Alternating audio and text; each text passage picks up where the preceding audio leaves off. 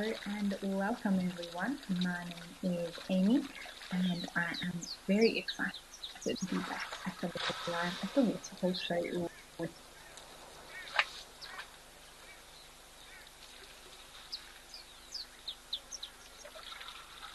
an awesome place here in Kenya with elephant bull who have come for a drink.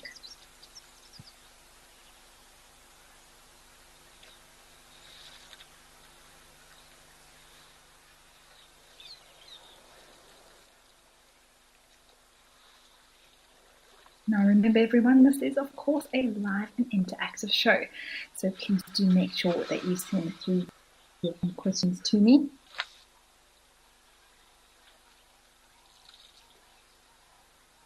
And you can do that through the WildEarth app, the website,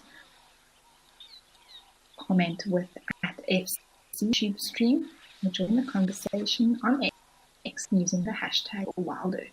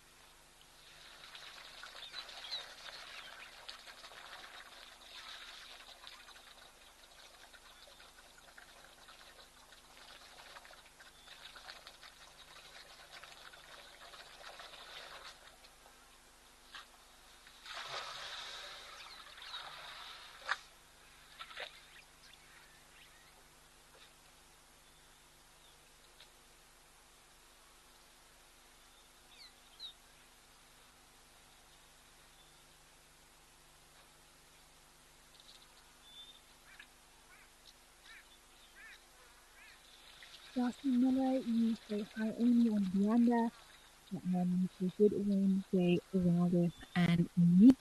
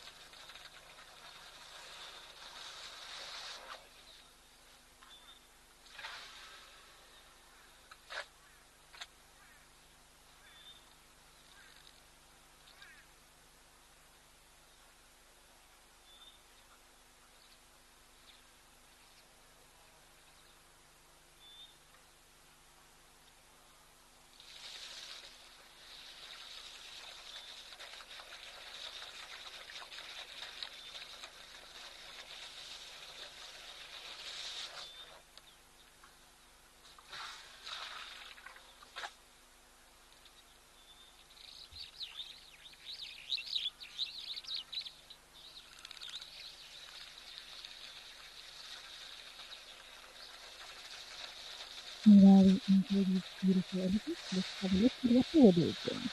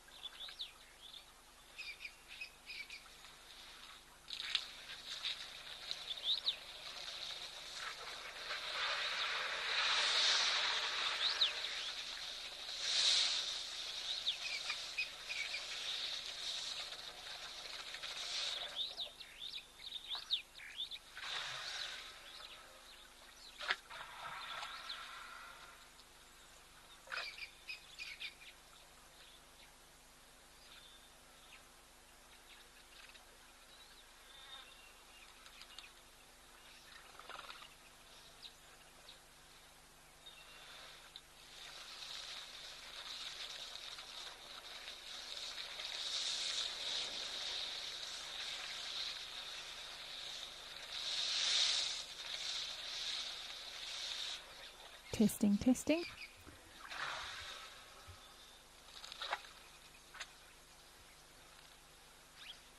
Oh, okay, fantastic. I just logged in and out of the call before I restarted.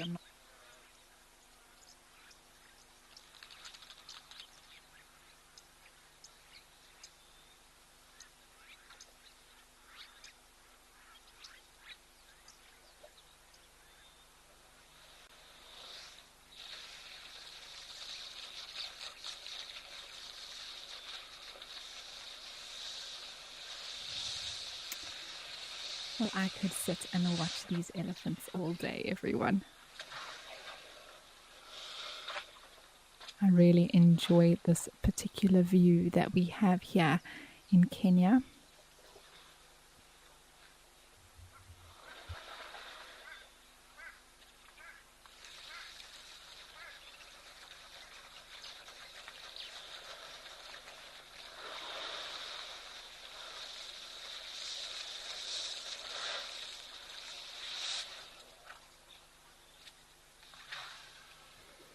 Mercedes, good to have you say hello as well. It's good to be back.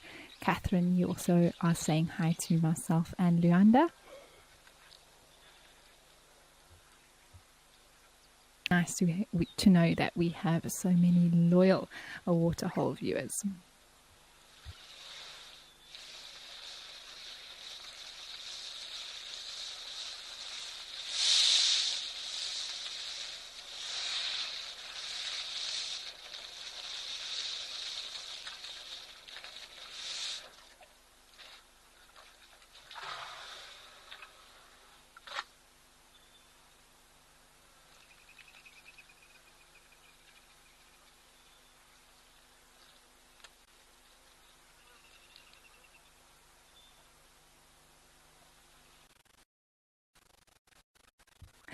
Yes, Catherine, indeed, there were a few gremlins around, but I'm glad that we got them to go away.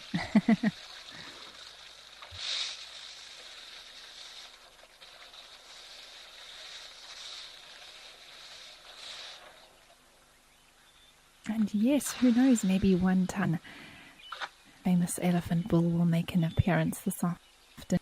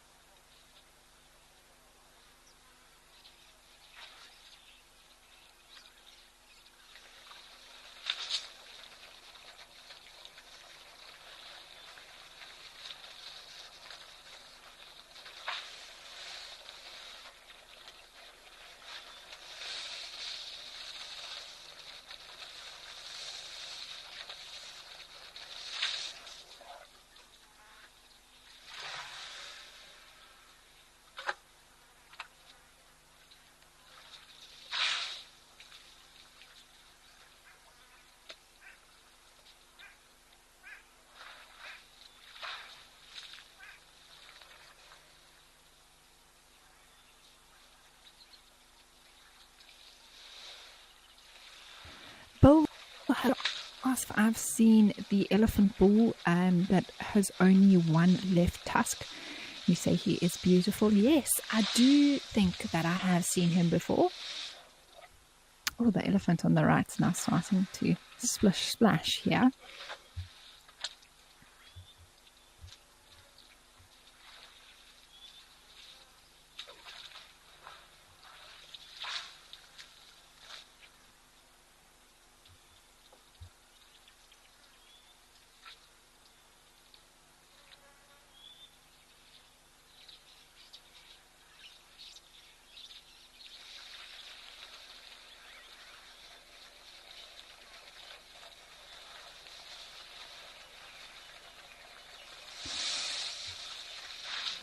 is also still quite a lot of insect life around. You can see them all flying about, birds as well.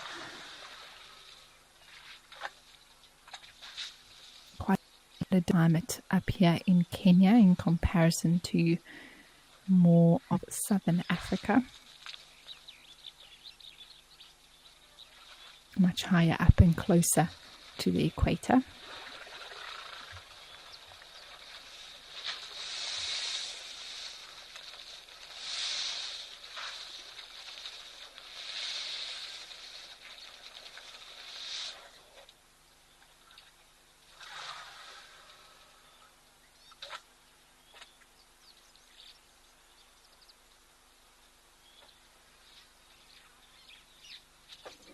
Well, it's been a wonderful start here in Kenya, everyone, but how about we head over to Madikwe and see what's happening at Tau.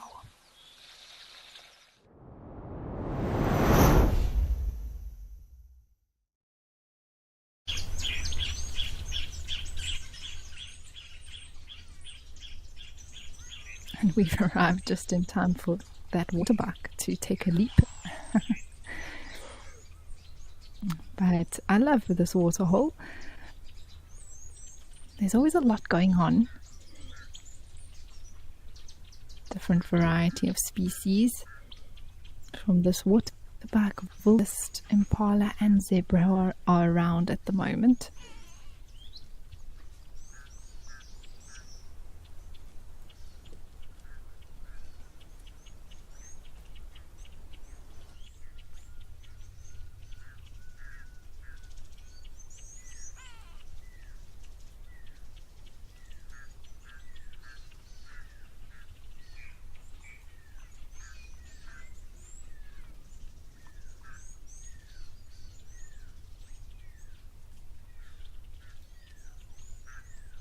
Sounded like a pearl-spotted owlet was calling in the background there.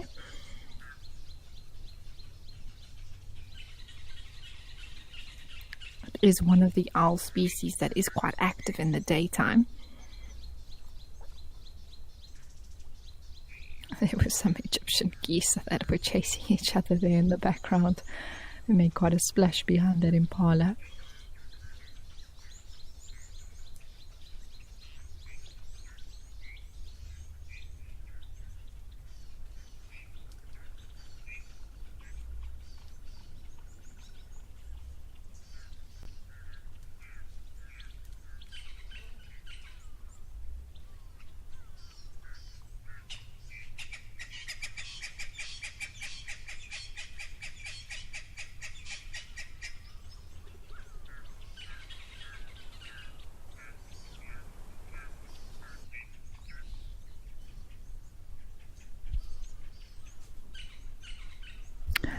Spas, you want to know are white-faced whistling duck looking. This looks like a spurwing geese who's closest to us. And those actually look like red-billed teals. So if I look at their faces, there's quite a big, sort of a dark brow and then a very big white cheek. So those don't actually look like white-faced whistling ducks. They look like red-billed teals. And you want to know, though, if I've ever seen their ducklings. Don't have seen white-faced whistling ducklings. That's a bit of a tongue twister. But I do know that we do see them here at Tau, white-faced whistling ducks. That is a spurwing goose mentioned.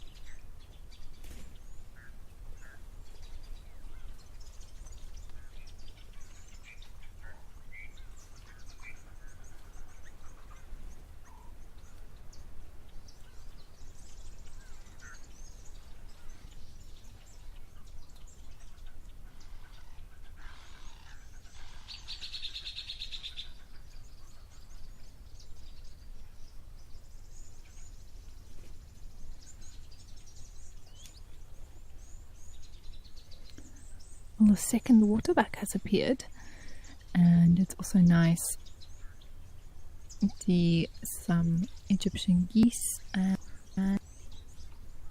more as well.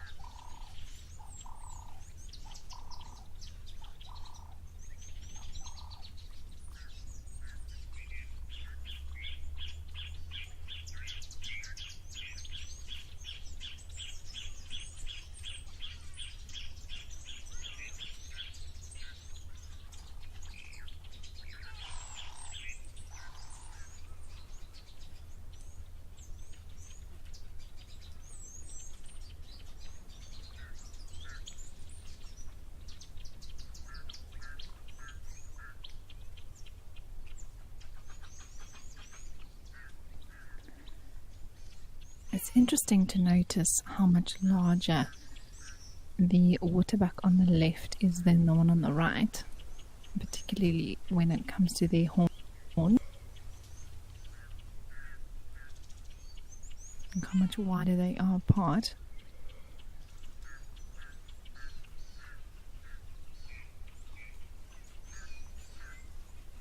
And that can be genetics, but also probably maybe the dominant waterback bull around this area on the left.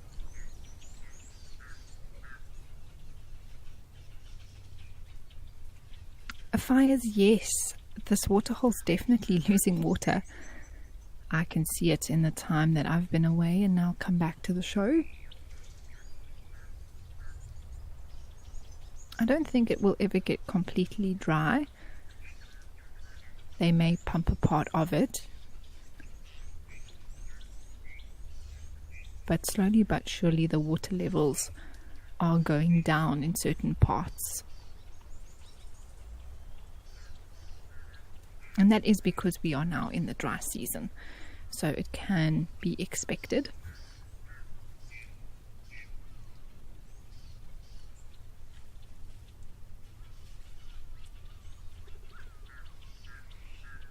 And there are the zebras that have also come drink. I love seeing zebras.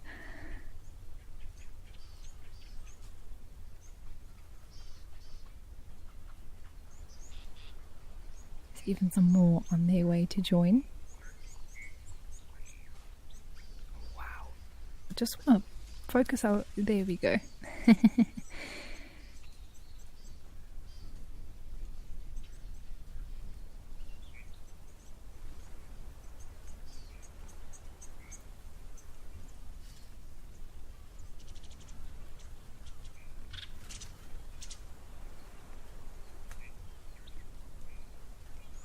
By the way, Spice, I looked up a white-faced whistling duck chick or duckling, and they actually don't look too dissimilar than Egyptian geese chicks, to be honest with you. Maybe the size, they would be slightly smaller, but also a little bit yellow with brown markings on.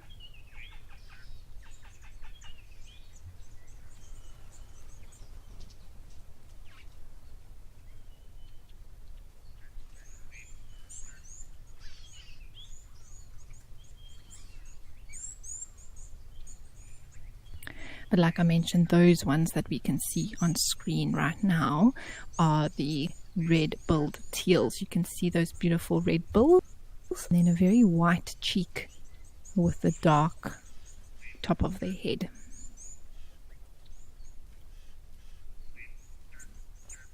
Oh wow, what a beautiful shot of those zebras. I think it's Luanda in charge of the camera at the moment. Some excellent camera work there.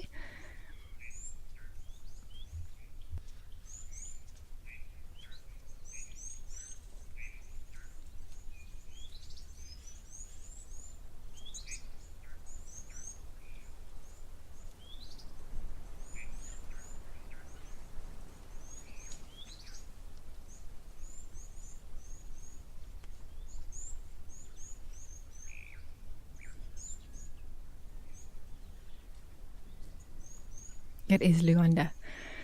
Brilliant. That was such a beautiful shot of the zebras and their reflections drinking.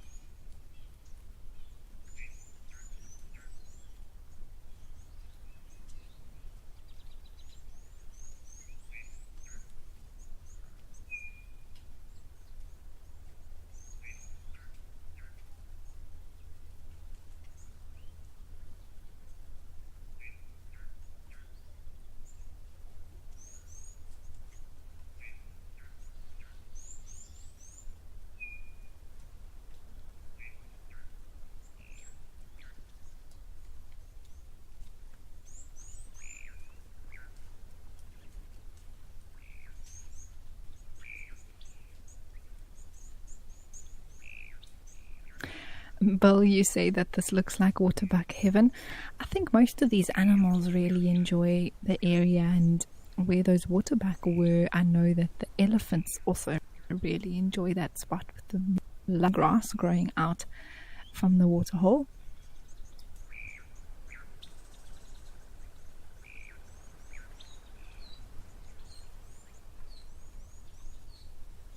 Yeah, exactly there where the spurwing geese is decided to be for the day.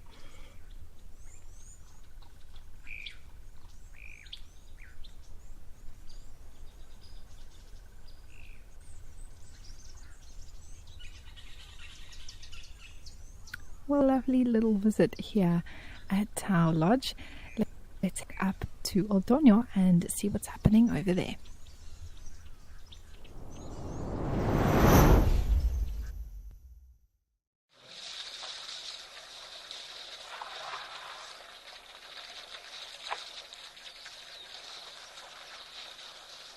Ah, a third friend has joined us.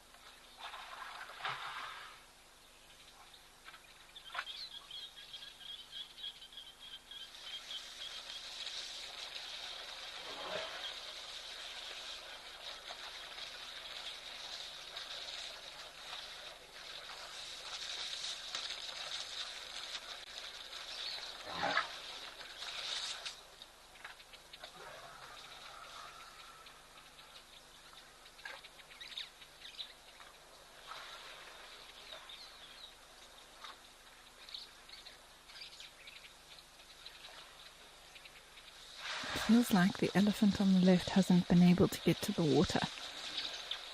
This one keeps pushing it away.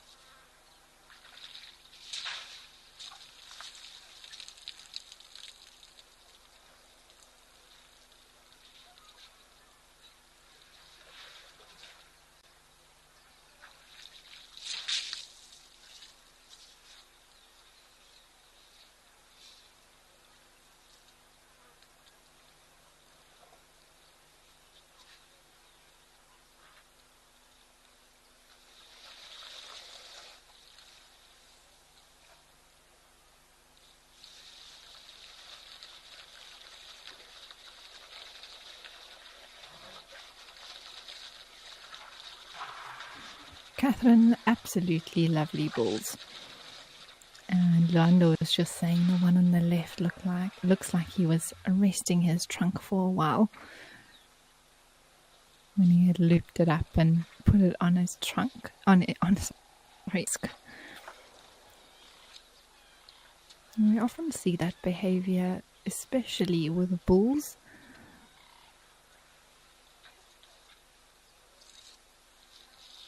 Giving their trunk a bit of a break.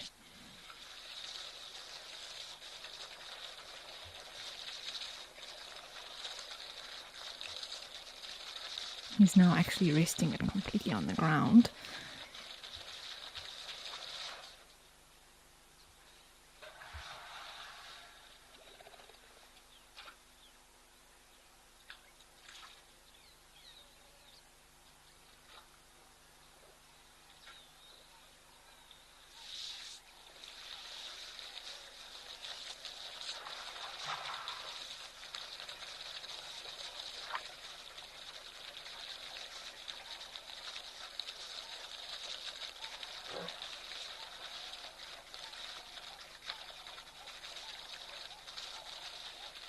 It's also a lovely view of an elephant's feet and their toenails.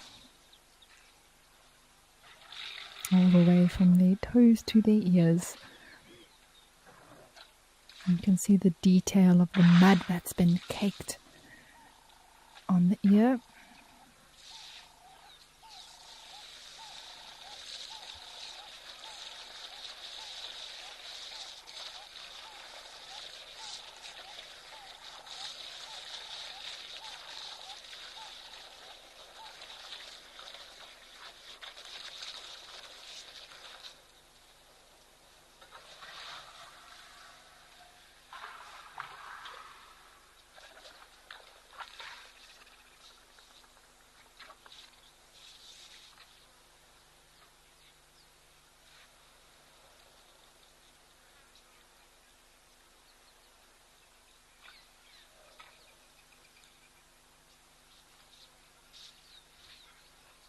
It's fascinating to think about the story of each one of these individuals, where they've come from, how long they've been out of the herd,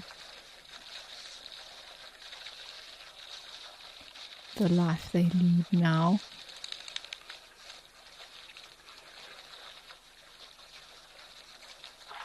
And what may lay in store for them in the years to come.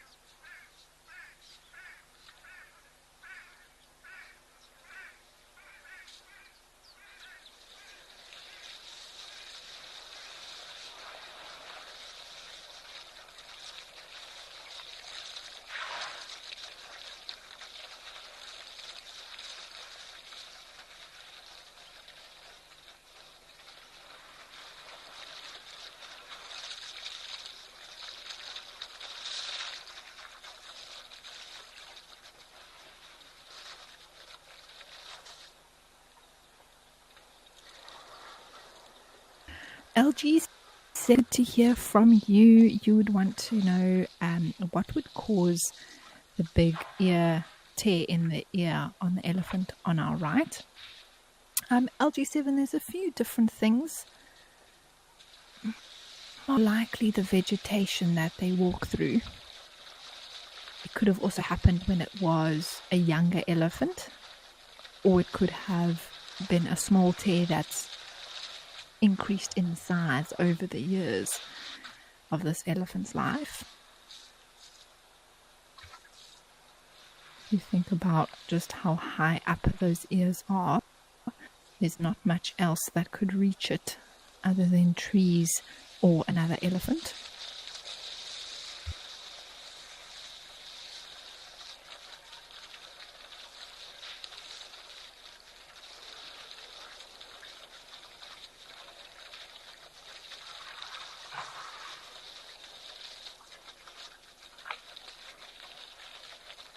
Yeah, Luanda raised a very good point, saying that he wonders why those ear tears don't scab and then actually heal and close up the tear within the skin, more specifically the cartilage that makes up the ear.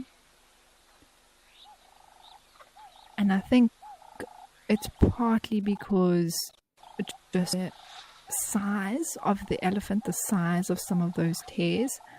There's definitely blood in the ear, we know that, but also the very ends of the ear are just sort of loose skin. There's not very much cartilage there.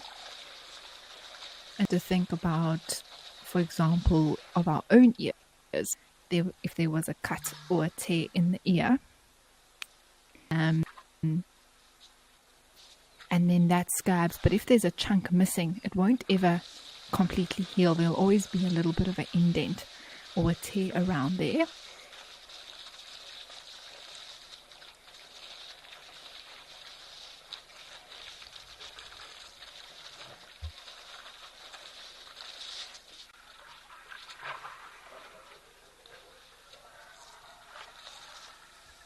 Oh, Paul, that's so kind of you. Thank you for saying that. You say, Amy, I think I speak for everyone. That has been a treat to have you to show us around lives at the waterholes. Well, it's a treat for me to do it. But I'm so glad that you enjoy my company, as I enjoy all our viewers watching on and interacting with me.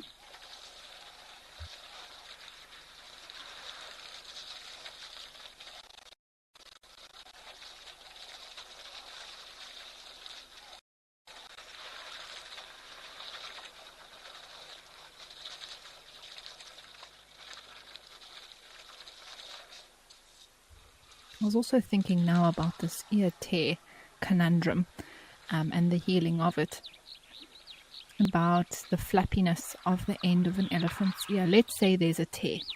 It's a cut, so the flap now of skin that doesn't stay straight up. Of course, gravity works with that tear and it pulls that flap down and it's facing the ground basically. And so it's impossible then for that skin to reattach to the rest of the elephant. So there will therefore be a gap. So the edges where there would be blood and scab would heal, but they would never touch each other again. And I think that is why we see these tears and sort of sometimes big gaps in the elephant ears.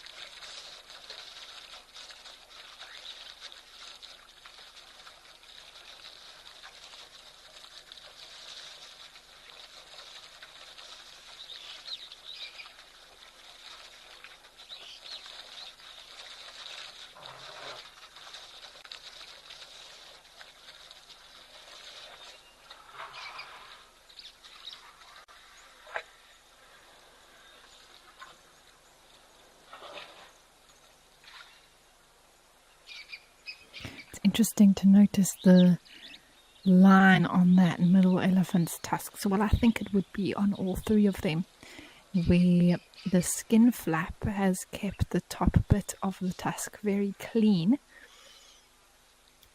The tusk is exposed to all the mud and dirt out in the environment. It was quite apparent there where if he does another slurp of water, that skin lifts up. You can see a clear white line at the top of the tusk. Well, it's just peeping out now a little bit on his right.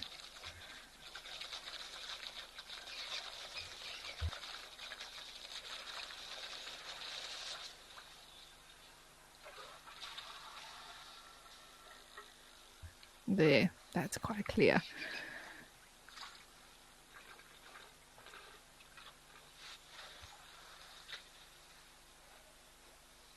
I was just saying to Luanda now how this elephant left is having proper snooze. Except for the fact his friend is flapping his ear in his eye. He's looking very relaxed.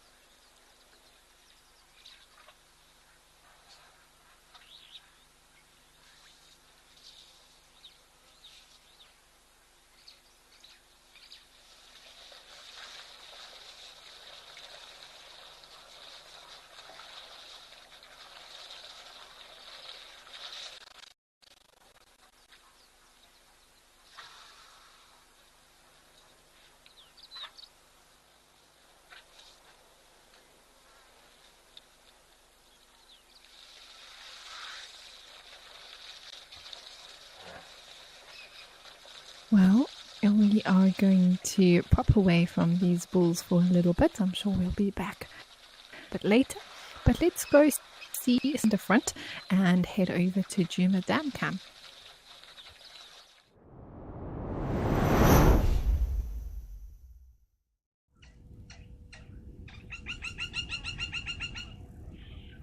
Oh, this is very cool. We've got a bearded woodpecker. I actually just heard one calling.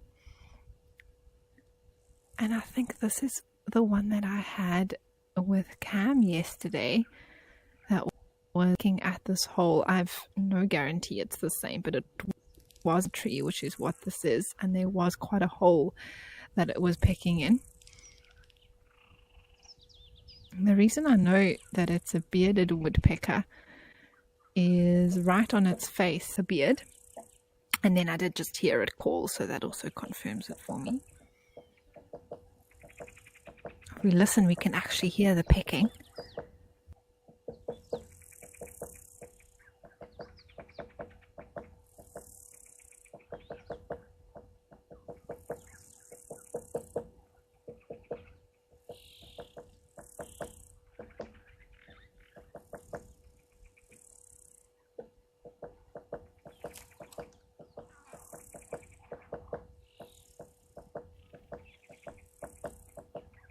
What's fascinating about a woodpecker, everyone, is if we have a look at its tail, look there, you can see it almost like two spiky feathers that stick down the bottom half of, well, its wings are on top, and then that's its tail.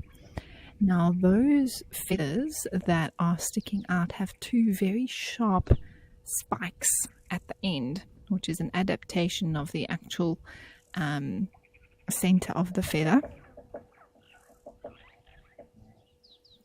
And they help stabilize the woodpecker.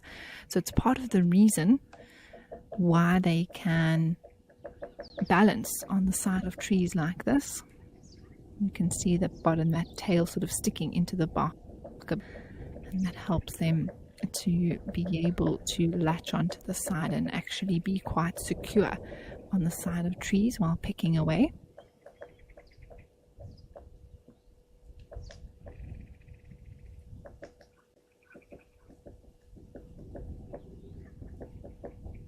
And so because it's sort of inside, which means they have complete control over that tail, they bend it like that. Hopefully it'll do it again. There we go. And that gives them control and stability.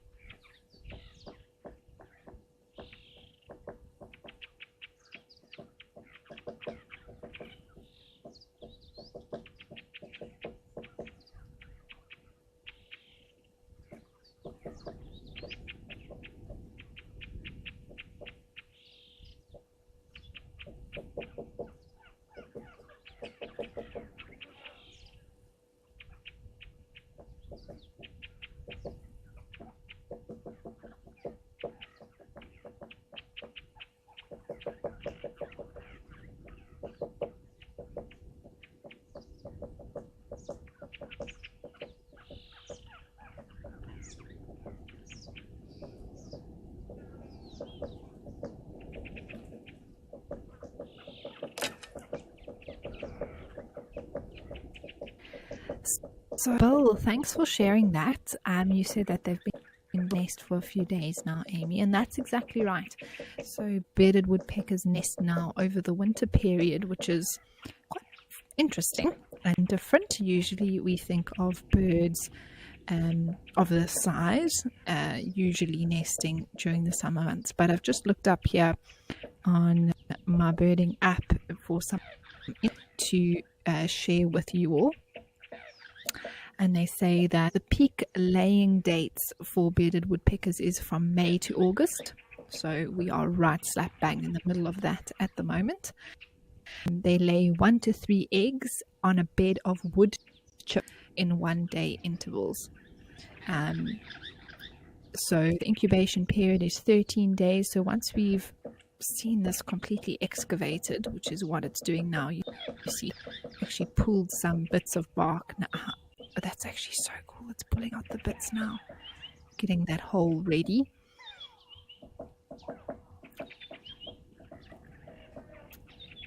And it actually says here on the app that the male can rear the brood, the chicks, without any female assistant. So this is the male excavating here now. He's red cap. The female has a completely black head, and she will come in and lay the eggs and then may not actually help at all in rearing the chicks.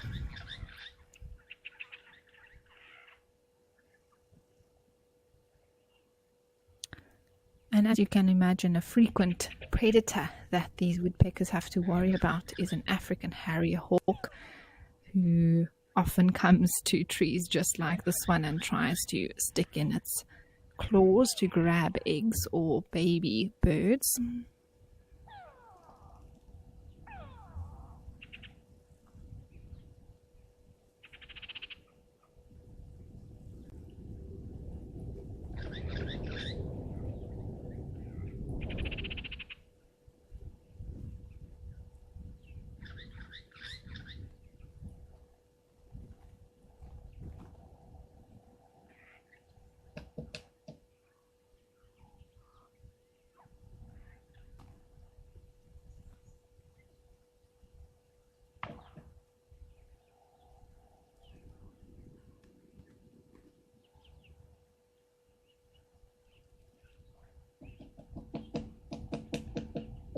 It says that the hole is excavated sexes, so I wouldn't be surprised if at some stage so see the female at the same hole excavating it.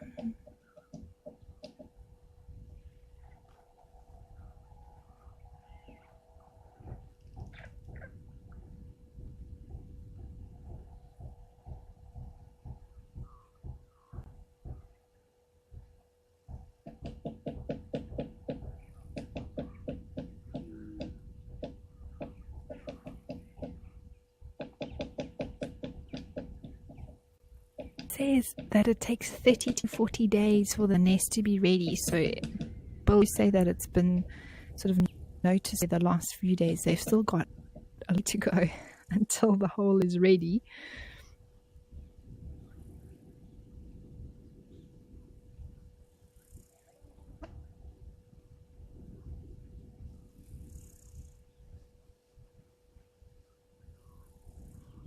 Spas, yes, you say 13 days, while incubation seems very fast. I think often incubation for eggs is a lot quicker than what we realize. I was looking up sunbirds the other day because a greater double-collared sunbird made a nest outside my mother's kitchen, and she was very fascinated to see that all of a sudden there was no one there very quickly. And their incubation was only about 6 days. So within a short period of time, those chicks are hatched and they fledge quite quickly after that as well. Only another probably week to 10 days or so. So these smaller artificial chicks that need all the care from the parents do actually develop quite quickly.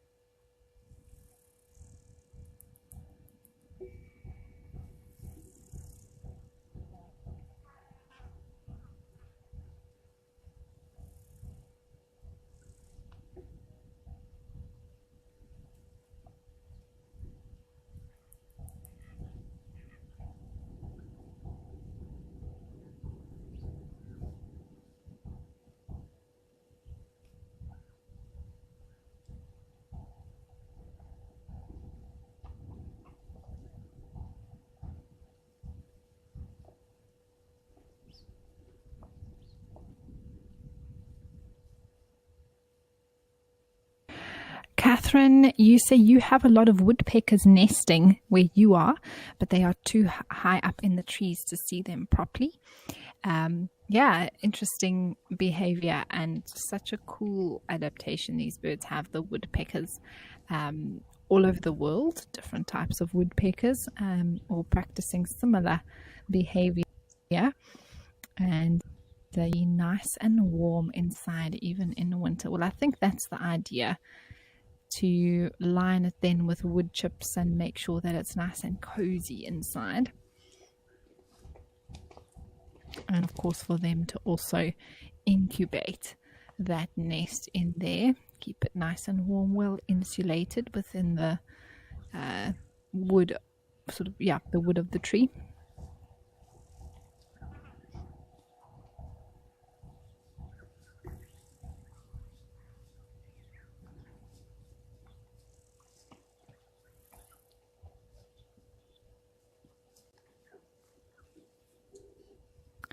Now, I mentioned the African harrier hawk being one of the constant prey woodpecker eggs and chicks. Oh, there's another hole up there. It's a popular tree, this. And Yondo was just asking if fish eagles would also be a potential threat. No, I wouldn't say so. Just because a fish eagle would look for much sort of easier items to get larger prey than little baby eggs or little chicks themselves. They specialize in, of course, catching fish, but also other larger birds or reptiles or things like that that are around water holes. For them to try and get a foot into a hole like this, it's really worth the effort.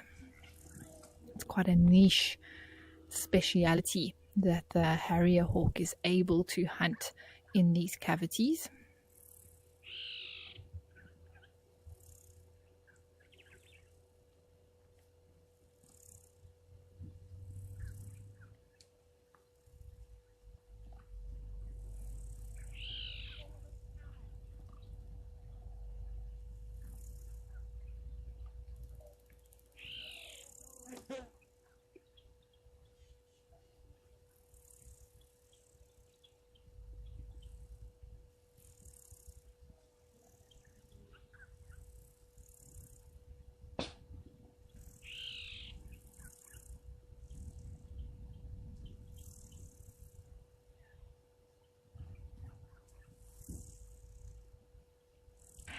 Catherine, they can reuse the holes, so they actually likely do. But of course, they can choose to make a new one, as this woodpecker is doing. If the hole was already here, what you could find is that they are reusing a hole from last year, but they're just doing some renovations, as it were. Cleaning it out, making it nice and cozy. Who knows what else has used the hole? Often these holes can be used by other cavity nesting birds such as lilac-breasted rollers, starlings, things like that, barbets as well. So the woodpecker might get you like, there's a few things in here, or it smells a bit funny, or there's some other nesting material that they don't like.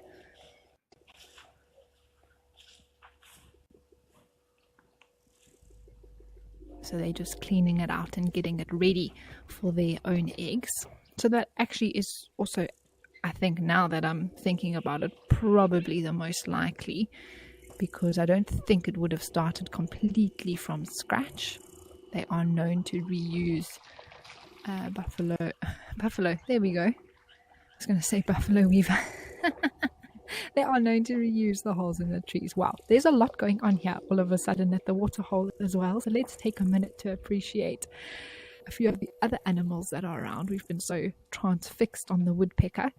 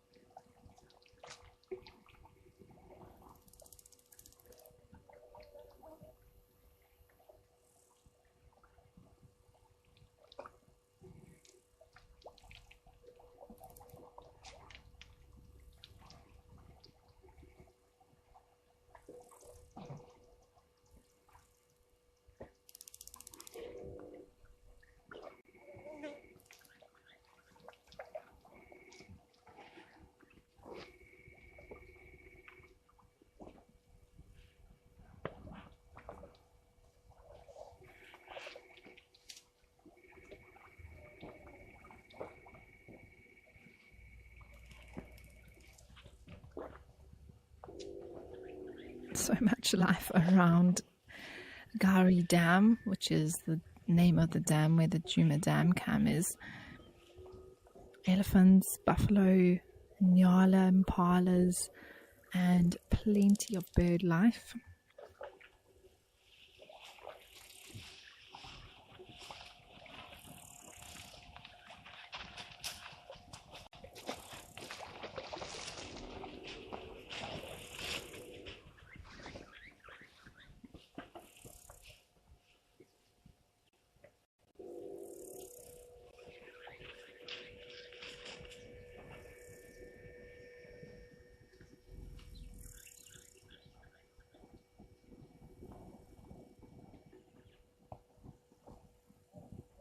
All those elephants were off in a real huff all of a sudden.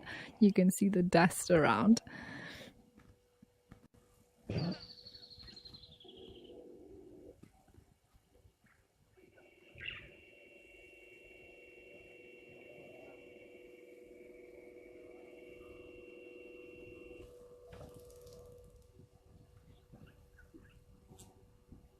And that buffalo has just sat down now as well, having a bit of a mud wallow. Oh, that's amazing.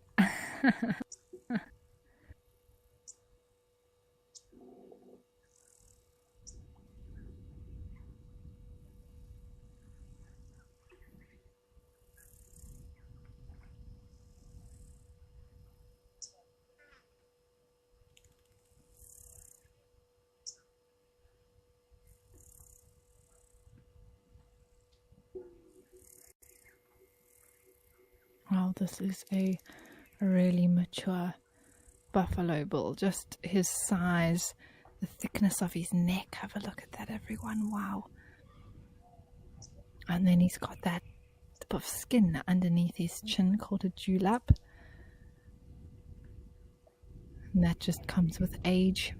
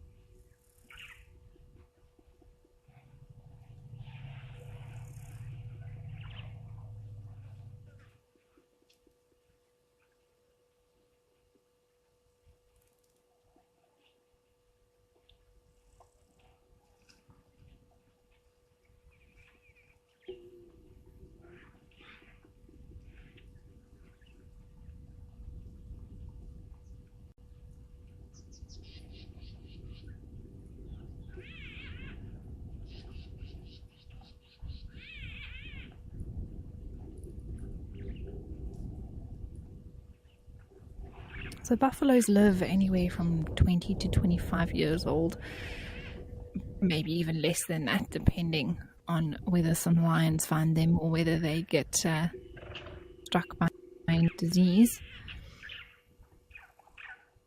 And you can see that that one is closing in on its 5th year, I think, if not already, of that age. And how beautiful to see this herd of elephants. Wow, this has been a treat.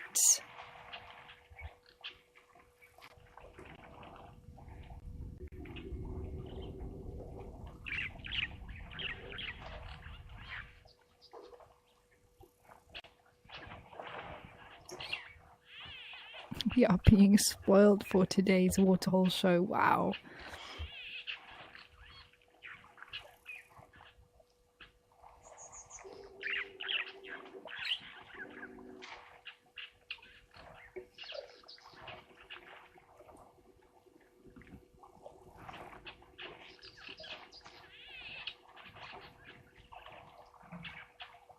I can hear a greater blue-eared starling calling.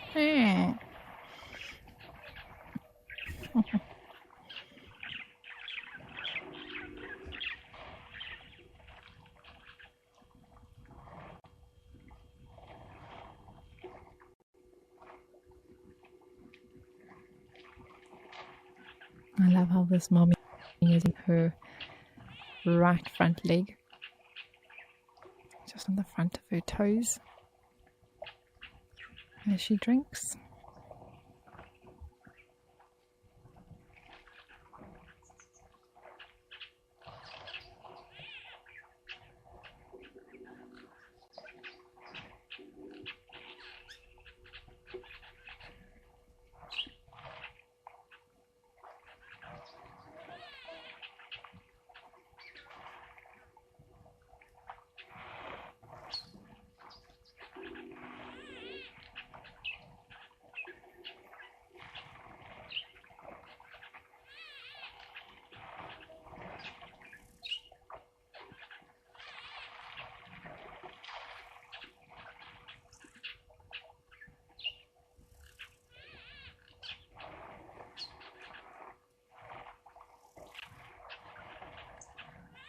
Oh, Sarah, it is the Bennett, and there's a lot of baby Ellies in it at the moment.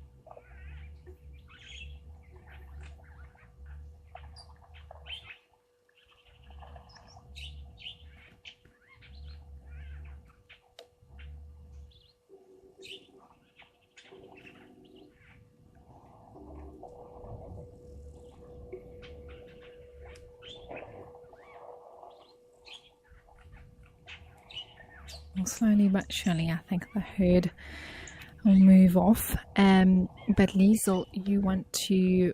Well, actually, you've asked quite an interesting question about birds with nests on the ground, not risking getting them crushed by the elephants as they walk. And it's a fair enough assumption or thought that elephants may crush a bird's nest, and probably actually they do maybe crush a fair few throughout the year. But what I will say is that something like a three-banded plover or blacksmith lapwing, which would be the most common to have their eggs near the shoreline in this area, are fiercely protective. So if they aren't sitting on them themselves, they'll be around nearby to protect. And as long as there's something around the nest or the bird itself is tweeting or something around, the elephants will generally avoid it. So if there is a bird there, they'll walk around the bird, or they might chase them. So something like a blacksmith lapwing will have will not be shy to start flapping it and chase off the elephant if they were to sort of be heading straight for the nest. I remember a story about a herd of buffalo, which are also another risk to crushing a whole bunch of birds' nests, coming down to drink at a river, and there was a blacksmith lapwing with eggs, and you just could see from a distance this line coming down to the water, and there was a kink in the line. They sort of were going in a bit of a U shape around, looked like they were going around something, although there was nothing there. And when I looked at binoculars, I could see a blacksmith lapwing flapping about and tweeting, and the buffalo just went around it. So there's definitely a risk that they could crush the eggs, but these birds do nest on the ground, have worked out very clever ways to try and make sure that that doesn't happen.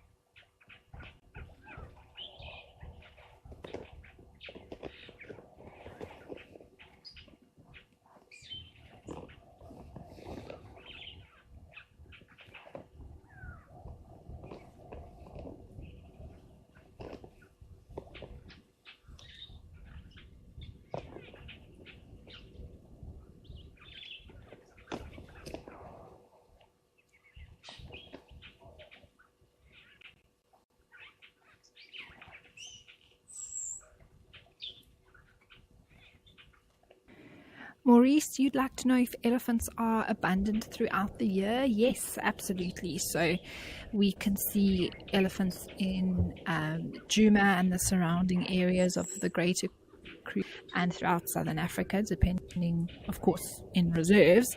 We can see elephants throughout the year. So they might slightly change where they are in terms of moving to closer to water sources, particularly in the winter months. They have to travel a little bit further, whereas in summer they have a lot more water around to choose from, but they are abundant throughout the year.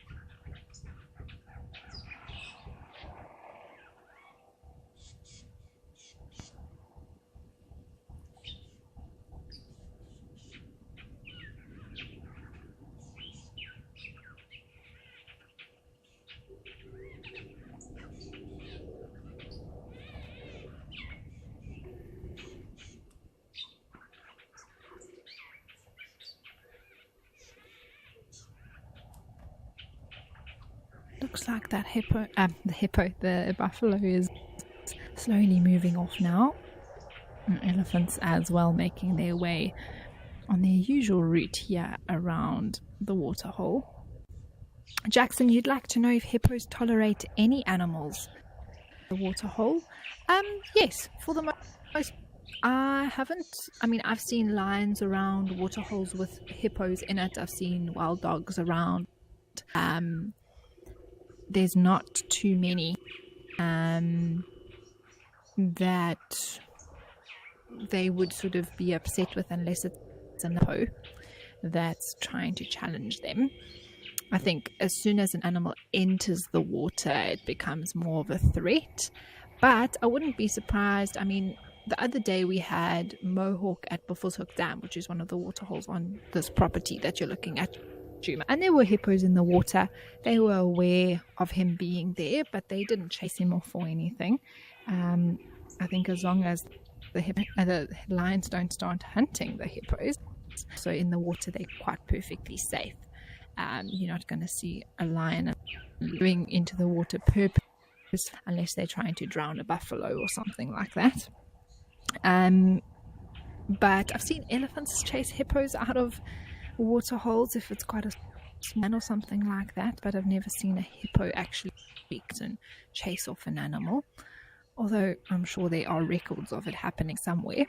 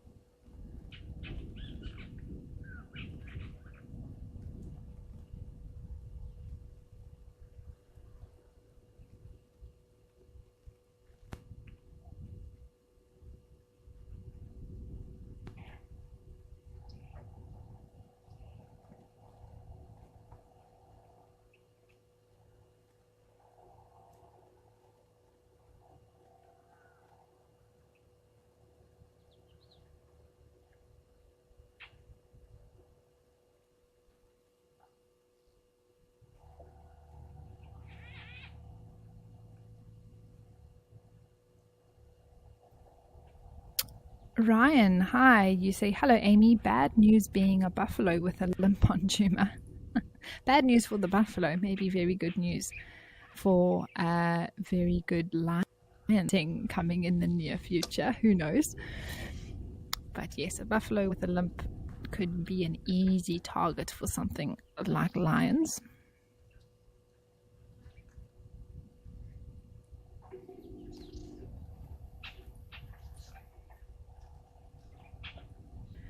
And just to remind everyone that coming up this weekend is a special event being hosted by Trish, who's one of the guides at Juma at the moment.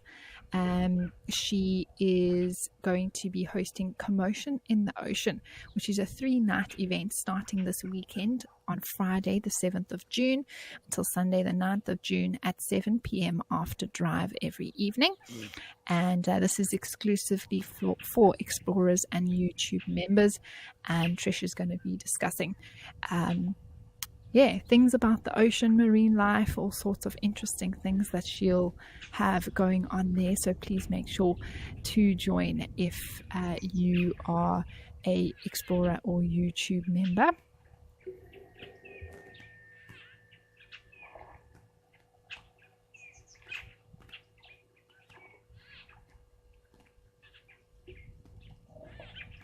And Sarah, there's little baby Ellie. A nice close-up for you.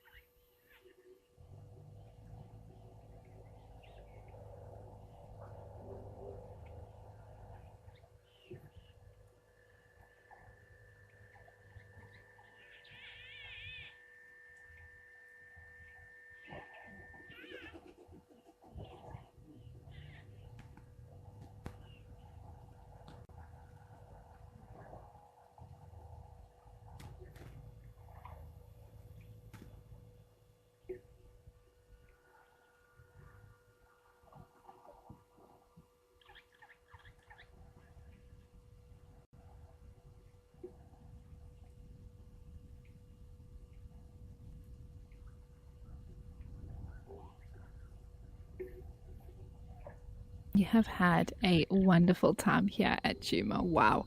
But let's head back up to Kenya and see what's happening at Old Dono.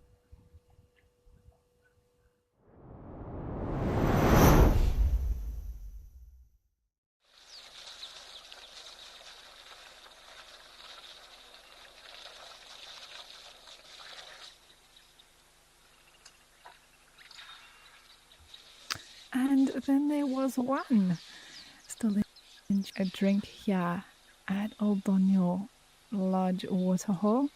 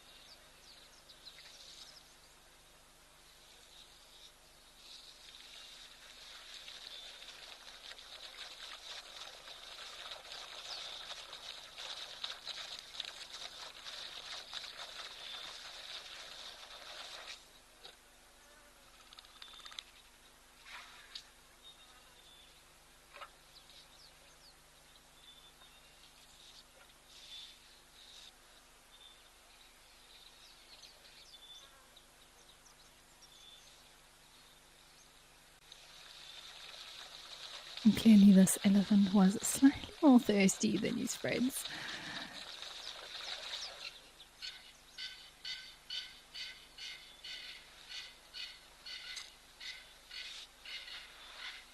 I do apologize if you hear any bit of construction noises in the background, everyone. There's, I think, a little bit of work being done at the lodge, which is behind. Oh, that elephant's having a scratch. And there's a giraffe on the right peeping out. That's always good to see.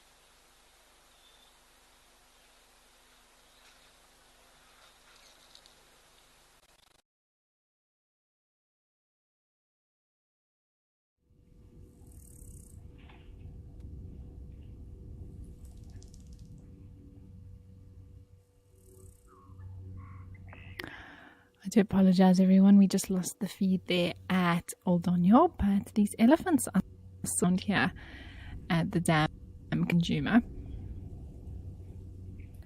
I love seeing the little ones. Sometimes they struggle a bit to get up hills, but this one's actually doing quite well.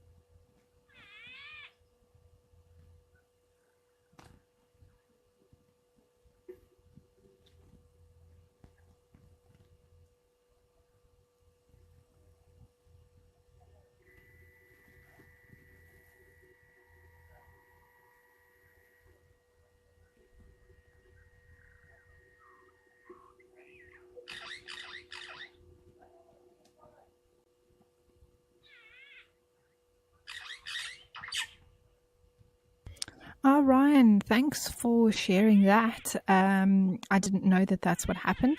You say that a hippo chased away the S8 male, which was a very old lion we saw who passed away near this waterhole. And the hippo chased him away basically where these elephants are standing now. So there we go. There are instances that has happened. Like I say, I'm not surprised. Hippos can be very territorial, and although I've seen lions and hippos at waterholes, it's not saying that they won't have that instinctual sort of behavior to chase something, especially like a predator, away from the water if it's quite close to them.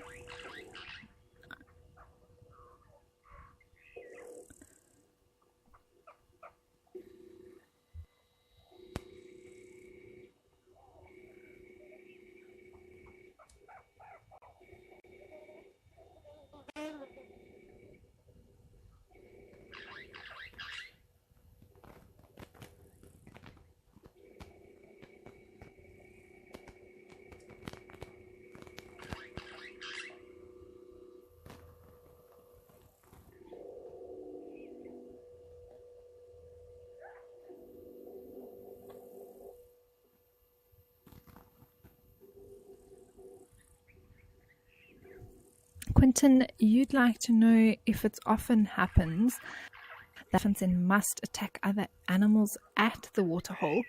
No, I wouldn't say that's a very common occurrence at all. Elephants can be aggressive. They can attack animals, but it's not very, very common at all. It's just sort of sometimes happens once off, or they can be quite irritable. That's why, especially as a naturalist and guide, you have to be so aware of elephant bulls en masse and take extra precaution. The older ones seem to manage it quite well. They're used to it, but it's the younger bulls that are maybe starting to experience full blast for the first few times in their lives that can be very aggressive and irritable. And it's because their testes actually swell up. Apparently, they're about double in size. They've got a lot of hormones happening in their body, and I don't think that's especially comfortable because their testes are internal, that can place a lot of discomfort around the back area of their bodies. And then, of course, the raised hormones and the frustration of not being able to mate with a female just yet, or not having found a female to mate with. So it's all those factors together. But they don't just go around attacking other animals around waterholes.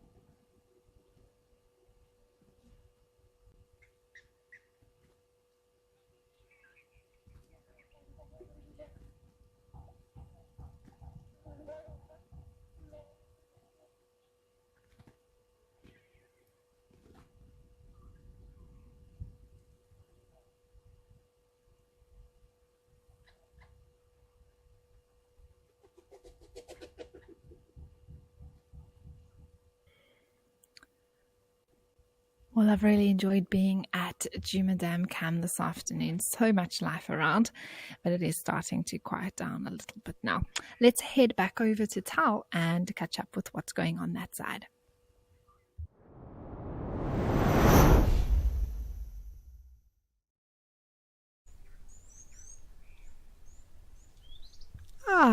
Some more elephants. Wonderful. They've arrived for a drink at the waterhole.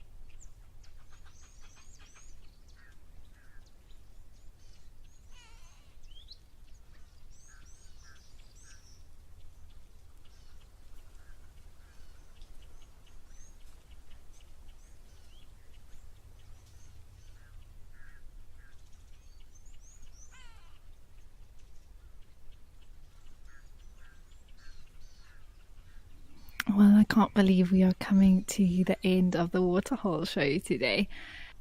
See how time flies when you're having fun, and what a show we've had, everyone. Just have a look at the scene with all these zebras and elephants here at Tau. Wow.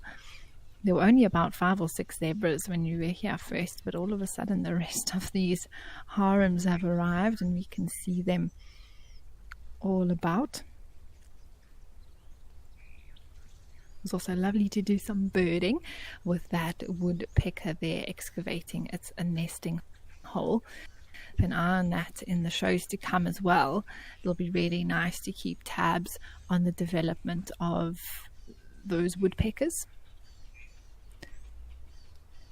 And as they get that nest ready to have their lay their eggs and eventually have their chicks. So exciting times here around the Juma Dam. And we had buffalo, we had more elephants, a few antelope in between, and even a giraffe saying hello to old Dono, even though it was brief. So thank you so much, everyone, for joining us today. Thank you for all your comments and your questions and welcoming me back so warmly as you always do. It really is appreciated. I will be back with you tomorrow, so I'm looking forward to being here for the next few days and seeing what we can see around the waterholes. And always is a lot of fun to just anticipate the unexpected or the unknown. We never quite know what may pop up. So please make sure that you do join us again tomorrow, the same time, same place, right here on WildEarth. Straight after this, you will be heading into On Safari with Trish. So do look forward to that. Keep it right here on WildEarth. And then straight after On Safari will be your live sunset, where you get to hop on board the largest virtual safari vehicle in the world and head out into the bush and see what you can find out on drive. But from me and the team here at Live at the Waterhole, thanks again, everyone, and I'll see you again tomorrow.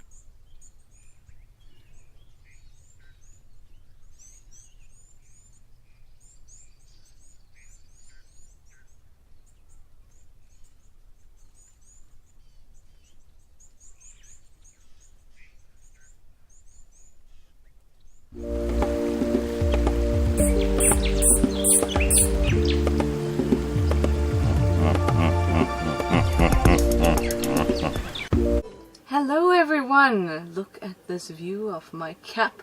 WildEarth, bold and proud, and I hope that you are all ready, because I am, for On Safari.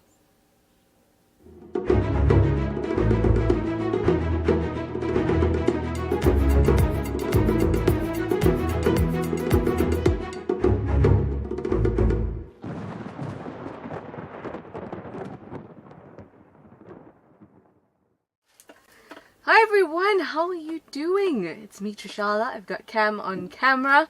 I must say I'm a little tired today. You know, this morning it was freezing, last night was freezing, and now it is really, really hot. My body's just like, what is happening? And now I have layers on in preparation for the evening. And I just feel like the Michelin Man, can barely move. Cam, how many layers do you have on? I'm fine for now, but later we'll... Well, you're just showing off my layers. Your socks, eh? The just elephant. Starting on the cap, now we're on my socks. It's all wildlife out here. Anyway, you're not here to see my socks, Cam. Cam. I was up. We want to share the highlights over the last 24 hours. If you haven't had a chance to watch or you're still catching up, this is an opportunity for us to go through some of those highlights. I must tell you that there hasn't been a ton going on. This morning was this morning was a little bit slow, but that's how nature is, and that's how a safari is a lot of the time. And that's what I like about what we do, is you get an authentic experience of a safari. I would even say slightly more authentic than if you go to a lodge, because then you're going from sighting to sighting to sighting. So with us, it can be really authentic, a true reflection of what nature is like. So, over the last 24 hours, yesterday afternoon was Amy's last drive, but she'll be back in a couple of days. So we have a sighting from Amy, one from James this morning, and we've got Eric in Amakala. I hope that Amakala will be out with us this afternoon too.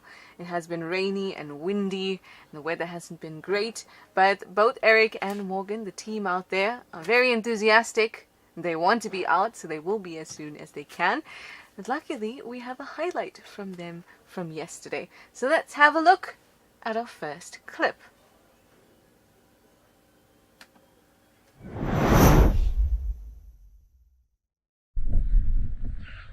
We're still here, enjoying the beautiful scenes of our female white rhino and her